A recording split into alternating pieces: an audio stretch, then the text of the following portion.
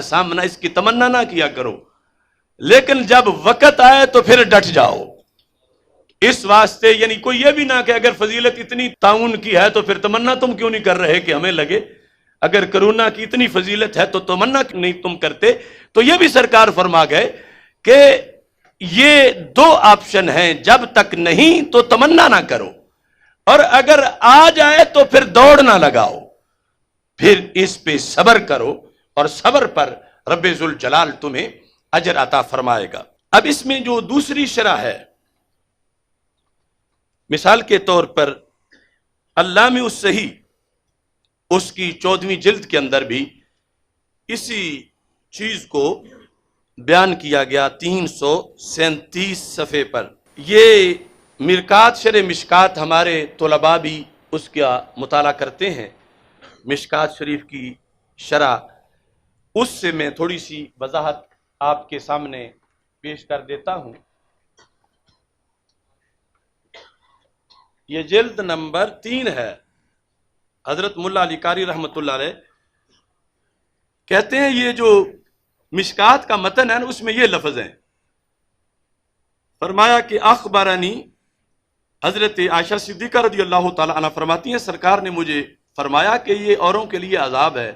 वो अन्नल्लाह जालहु रहमतल लिल मोमिनीन, रब ने इसे मोमिनीन के लिए रहमत बनाया है। लैसा मिन अहदिन यकाउ ताउनु फयमकुसु फी बलदिही साबिरन मुहतसिबन, यहां ये मुहतसिबन के लफ्ज भी हैं। तो इस पर ये शरह में लिखते हैं हालान मिन फाइल, कि यमकुसु का जो फाइल है उससे ये दोनों हाल हैं। और आप जानते हैं कि हाल कैद बनता है, और कैद का मुकय्यद के साथ एतबार होता है कानून के लिहाज से। तो फिर कहा कि यमकुसु ए यस्बिरु वहुवा कादिरुन अलल खुरूजे, निकलने की ताकत रखता हो फिर ना निकले। मुतवक्किलन अलल्लाह, अल्लाह पे तवक्कुल करने वाला हो, अल्लाह पे तवक्कुल करने वाला।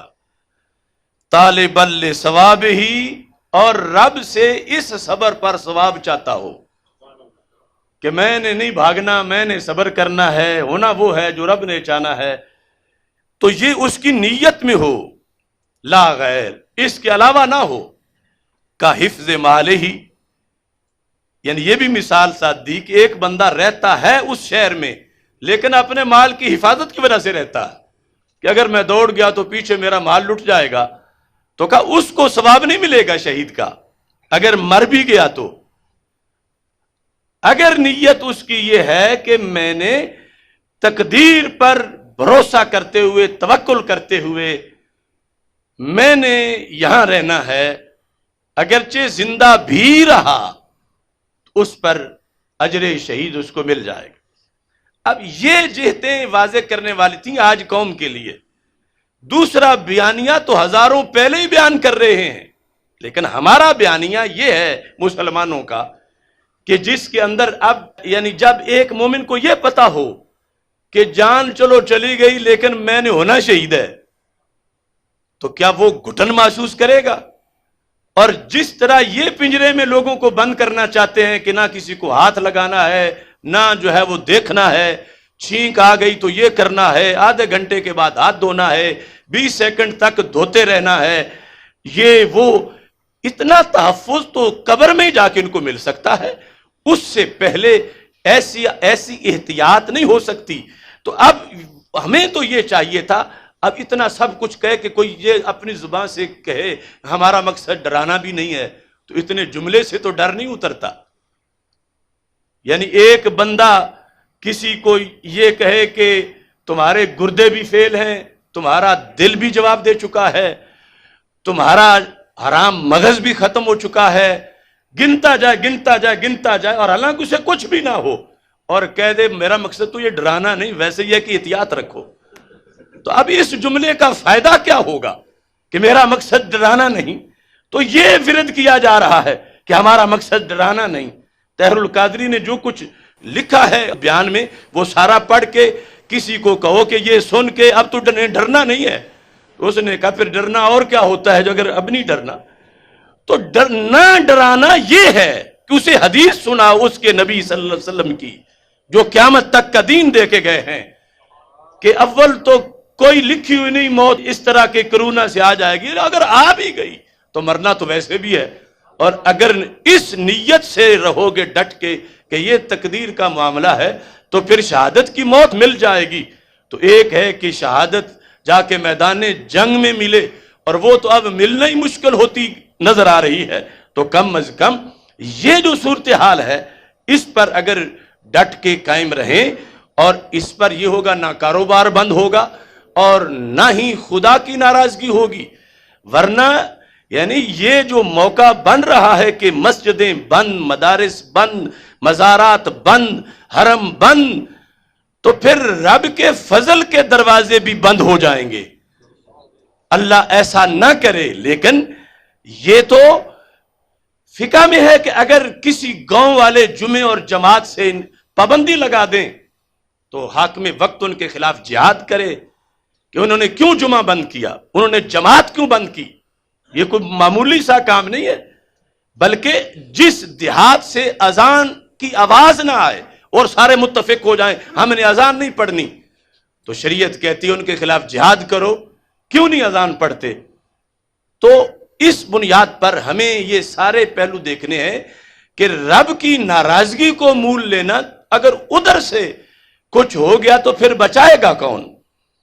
تو رب ذوالجلال کی دی ہوئی شریعت جو رسول پاک صلی اللہ علیہ وسلم نے ہمیں عطا کی، اس کے یہ فرامین میں آپ کے سامنے پیش کر رہا ہوں۔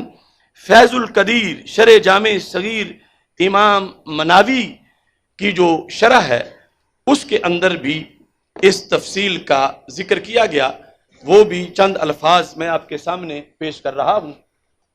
یہ ہے چوتھی جلد فیض القدیر شرح جامع صغیر امام مناوی کی۔ اس میں انہوں نے یہ لکھا، الطاعون بقیۃ رجز او عذاب، یہ سرکار کی حدیث، ارسل علی طائفۃ من بنی اسرائیل، یہ بنی اسرائیل کے لیے عذاب تھا، اور وَإِنَّ اللَّهَ جَعَلَهُ رَحْمَةً لِّلْمُؤْمِنِينَ، رب نے اس کو مومنین کے لیے رحمت بنایا۔ اب آج جب ہم بولیں گے یہ ظاہر ہے کہ غیر مسلم تو ہمارا مذاق اڑائیں گے کہ یہ اچھے مسلمان ہیں، یہ اس کو کرونا کو رحمت کہہ رہے ہیں، اور پھر اپنے لیے ڈیمانڈ کرو، اپنے لیے مانگو۔ تو ہم جو شریعت جانتے ہیں ہمیں تو اپنی شریعت پہ قائم رہنا ہے۔ اگر کسی کی عقل میں نہیں آتی، کوئی مذاق کرتا ہے ان باتوں سے، تو اس کے اپنا جہنم میں مقام ہے۔ لیکن ہم کیوں پسپا ہو جائیں اپنے رسول علیہ السلام کے فرمان سے؟ سرکار نے جب رحمت کہا تو ہمیں رحمت ماننا ہے، رحمت اس کو کہنا ہے، اور وہ جس جہت میں رحمت ہے وہ میں نے آپ کے سامنے بیان کی کہ اس پر صبر میں شہادت کا ثواب ملے گا۔ اور یہاں پر یہ لکھا انہوں نے، فلو ماکاسا، اگر رہا ٹھہرا، امام مناوی کہتے ہیں، لیکن اس کے دل میں قلق ہے، عدم الخروج، کہ دل میں سوچتا اچھا تھا میں بھاگ جاتا، اچھا تھا میں بھاگ جاتا اس شہر سے، لیکن ظانن انہو لو لم یخرج لم یقع بہ، یہ گمان کرتے ہوئے کہ اگر میں نہ نکلا تو میں نے بیمار ضرور ہو جانا ہے، جس کے دل میں یہ بات آتی ہے، کہا فاتہ اجر الشہادت، شہادت کے اجر نے اسے محروم کر دیا ہے۔ وہذا قضیۃ مفہوم الخبر، اب اس کے ساتھ اس کے جو دیگر حوالہ جات ہیں، شرح طبی ہے مشکات شریف کی، اب میں اختصار کرتے ہوئے اس کو، یہ دوسری حدیث تھی جو تم نے سنی، اب تیسری حدیث جو ہے وہ مسند امام احمد بن حنبل موجم کبیر اور اس کے علاوہ درجنوں ماخذ میں ہے، اور یہ دو صحابہ کا مناظرہ ہے آپس میں، دو صحابہ کرام رضی اللہ تعالی عنہم کا مناظرہ ہے۔ مسند امام احمد بن حنبل جلد نمبر 6، اس کے یہ الفاظ ہیں، حدیث نمبر 17905، لما واقع طاعون بالشام، جب ملک شام میں طاعون کا مرض آیا، خاطبہ عمرو بن العاص الناسا، تو حضرت عمر بن عاص رضی اللہ تعالیٰ عنہ جو صحابی رسول صلی اللہ علیہ وسلم ہیں، انہوں نے لوگوں سے خطاب کیا. فقال ان هذا الطاعون رجس، انہوں نے کہا یہ طاعون ایک عذاب ہے. فتفرقوا عنہ، اصل میں تھا تتفرقوا، پھیل جاؤ، یعنی چار بندے بھی اکٹھے نظر نہیں آنے چاہیے جیسے اب ہے صورتحال. فتفرقوا، پھیل جاؤ. کس طرح پھیلو؟ فی هذه الشیاب، ان وادیوں میں پھیل جاؤ، شہروں سے نکل جاؤ. وفی هذه الاودیہ، وادی کی جمع ہے، وادیوں میں پھیل جاؤ. فبالغ ذلك شرحبیل بن حسنہ، تو یہ بات حضرت شرحبیل بن حسنہ رضی اللہ تعالی عنہ تک پہنچ گئی. وہ بھی صحابی رسول ہیں. اب توجہ کرنا، یہ بات سن کے فغضب، انہیں غصہ آ گیا، حضرت شرحبیل کو غصہ آ گیا. فجاء وہو یجر ثوبہ، اتنا جلد دوڑے کہ چادر بھی نہیں سنبھالی، وہ پیچھے کھینچتے نظر آ رہے تھے کہ یہ کیا کہہ دیا انہوں نے، میں جلدی پہنچوں اور میں جا کے ریکارڈ صحیح کراؤں، ان کو یاد نہیں رہا شاید. یجر ثوبہ، یہ جو کیفیت تھی، اور ساتھ معلق نعلہ بیدہ، اب تیز چلنا ہو تو جوتے بھی اتارنے پڑتے ہیں، دوڑ لگانی ہو جوتے اتارے ہوئے ہاتھ میں پکڑے ہوئے ہیں، چادر جو ہے وہ پیچھے پیچھے لٹکتی آ رہی ہے، اور صحابی رسول صلی اللہ علیہ وسلم پہنچ گئے ہیں طاعون کے موضوع پر ہدایت دینے کے لیے. طاعون آیا ہوا ہے، وہ بھی شام میں ہی ہے، اور شام میں ایک صحابی کہہ رہے ہیں کہ پھیل جاؤ، نکل جاؤ یہاں سے. تو اگر انہوں نے جلد کی تھی تو آج اللہ کے فضل سے ہم نے بھی فوری ایکشن لیا ہے. اب انہوں نے آ کے کیا گفتگو کی، کہتے ہیں صحب تو رسول اللہ صلی اللہ علیہ وسلم، میں بھی صحابی ہوں، میں نے اللہ کے رسول علیہ السلام کی صحبت اختیار کی ہے، لیکن یہ بات نہیں جو تم کر رہے ہو.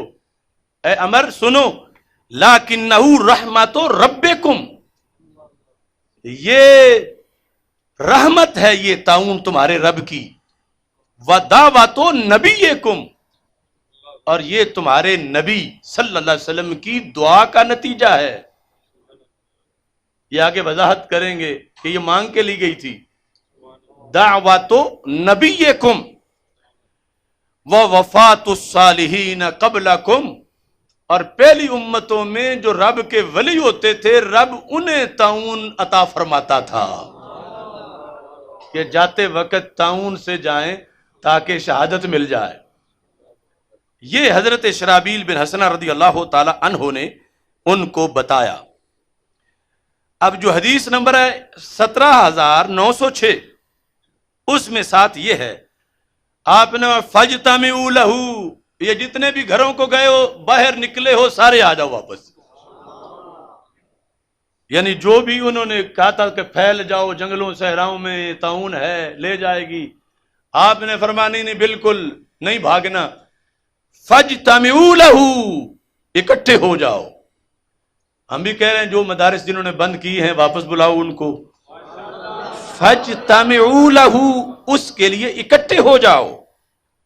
ولا تفرقوا عنہ، مت جا کے چھپو کہ اکٹھے ہونے سے لگ جائے گی.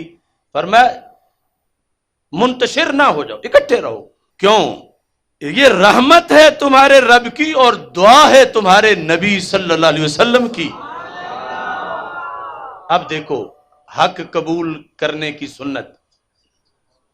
اب جنہوں نے غلط تقریر کی ہوئی ہے انہیں یہ سنت ادا کرنی چاہیے حضرت عمر بن عاص کی. فبلغ ذلك عمرو بن العاص فقال صدق. جب حضرت شرحبیل بن حسنہ والی حدیث پہنچی حضرت عمر بن عاص کے پاس، انہوں نے کہا سچ کہا، انہوں نے میری بات غلط تھی، میں فتویٰ واپس لیتا ہوں. یہ جو چھٹی کر گئے تھے سارے واپس آئیں، اکٹھے ہو جائیں، اس واسطے کہ انہوں نے سچ بتایا ہے. تو اب یہ مناظرہ تھا صحابہ علیہم رضوان میں. دوسری جانب آئی مگر جنہوں نے پیش کی انہوں نے پھر حق مان لیا اور اس کو آگے بتایا. یہ جو فبالغ